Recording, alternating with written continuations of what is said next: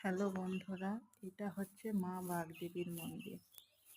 এখানে ফাল্গুন মাস ভোর 1 মাস মেলা হয় এবং শনি ও মঙ্গলবার।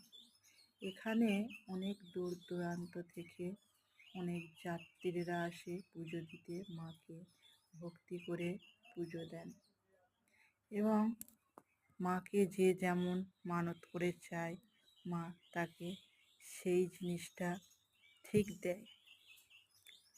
আমাদের এখানে ফাল্গুন মাসে যে মেলাটি হয়, আমরা এখানে এই 1 মাস পালন করি, নিরামিষ খাওয়া হয়। এখানে এমনকি খিচুড়ো ভোগও দেওয়া হয়।